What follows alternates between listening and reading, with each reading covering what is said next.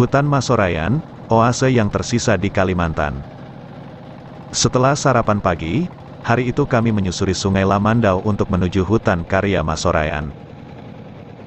Kami berangkat dari Astana Al-Nursari di Kota Waringin Lama. Kali ini, tim HKM Karya Masorayan ditemani tamu istimewa, yakni pecinta, penggiat dan pekerja hutan, Basuki Budi Santoso. Meski ini bukan kali pertama bagi Basuki mengunjungi hutan Masorayan, tetapi hari ini merupakan hari yang sangat istimewa. Karena Basuki meluangkan waktunya sepanjang hari untuk mengunjungi dan mengamati sudut-sudut hutan Masorayan. Ia mencoba mengenali dengan seksama aneka vegetasi atau tanaman hutan, serangga, gambut, ikan, burung hingga ke satwa seperti bekantan dan orang-utan. Setelah menyusuri Sungai Lamandau sekitar 20 menit, maka kami menyusuri anak Sungai Puting, dan memasuki Danau Masorayan. Air anak Sungai Puting saat itu sudah sedikit surut, karena itu, warna airnya kemerahan kehitaman, air khas hutan gambut.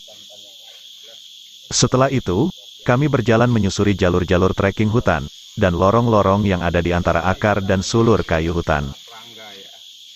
Tampak oleh kami aneka satwa seperti monyet, bekantan, burung rangkong dan bahkan orangutan, meski, saat itu kami hanya sempat menyaksikan beberapa sarang orangutan.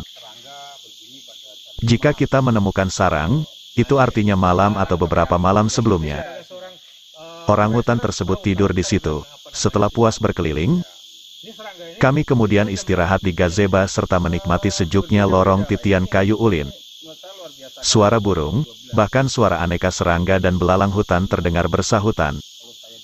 Inilah secuil surga yang ada di Kalimantan Tengah. Tepatnya di hutan Masorayan, yang ada di Kota Waringin Lama, Kabupaten Kota Waringin Barat, Kalimantan Tengah. Nah, ini siang begini sudah ribet nih. Sudah berisik nih. Ini bagi orang kota, kita datang ke tempat ini, suasananya sudah mendapat ini. Suasananya sudah. Kita nggak akan pernah menemukan serangga yang ramai pada jam 12 ya. Betul. Siang ya. Ini ada tempat forest healing ya.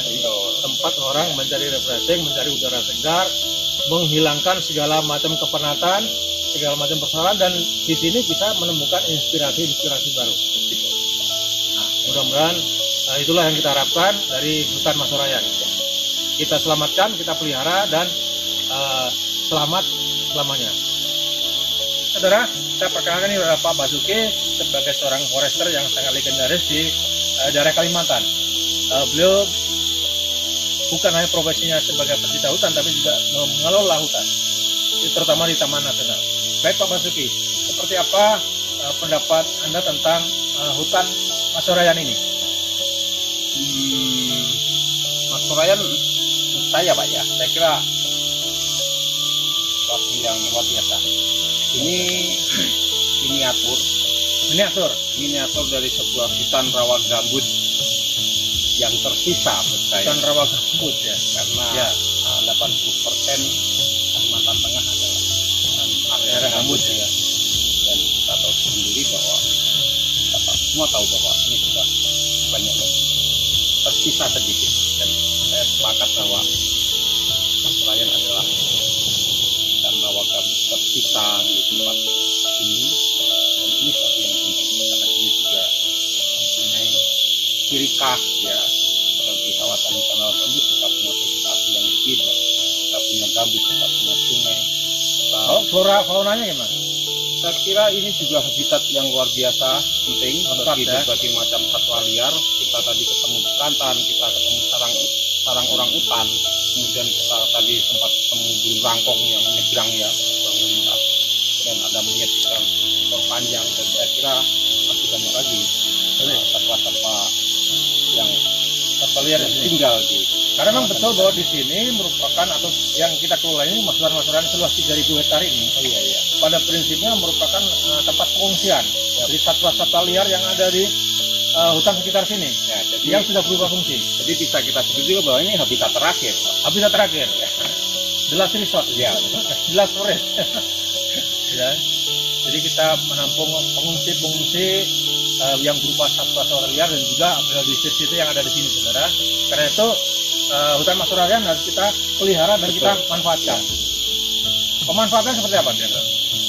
Menurut saya banyak sekali ya. Ini menjadi pusat riset juga bisa. Pusat riset, Edukasi bisa. Ini kemudian dengan kekayaan sumber daya ini kita juga bisa kembangkan menjadi berbagai inovasi untuk kesejahteraan masyarakat juga. dan yang pasti untuk tourism. Ya, turisme, ekoturisme. Ekoturism. Banyak hal lagi yang bisa kita Banyak hal lagi yang kita manfaatkan dan kita nikmati di hutan ini, saudara. Kita sepakat untuk menyelamatkan hutan Masoraya. Hutan Masorayan adalah salah satu hutan yang tersisa di Kalimantan, atau bahkan di Indonesia. Hutan ini merupakan oase di tengah isu deforestasi yang semakin gencar. Seorang forester Basuki Budi Santoso menyempatkan diri berkeliling mengunjungi hutan Masorayan yang di dalamnya terdapat Danau Nan Elok, Danau Masorayan, yaitu sebuah danau yang merupakan warisan nenek moyang. Danau Masorayan adalah danaunya para raja kerajaan Kota Waringin di abad ke-17 hingga abad ke-18. Para raja refreshing, atau berekreasi di danau ini sambil memancing ikan.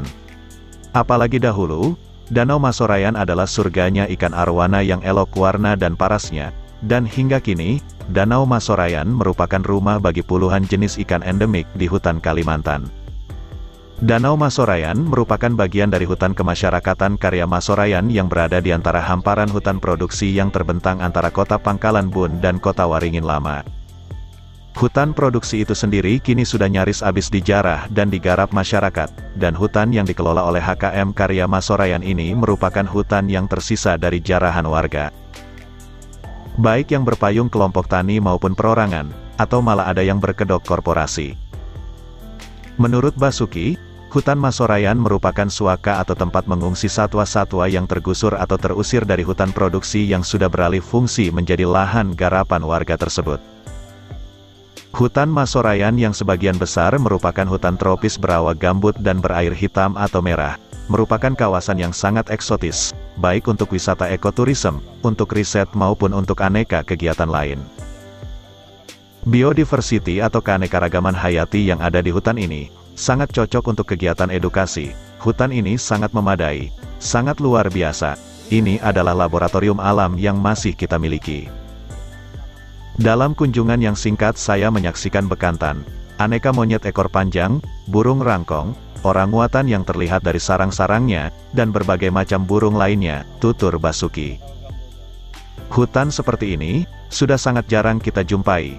Saat ini adalah pukul 12 siang, tetapi suasananya seperti senja atau malam. Rekan-rekan semuanya, saya perkenalkan ini adalah Pak Basuki, sebagai seorang forester atau penggiat hutan, pecinta hutan, dan pengelola hutan.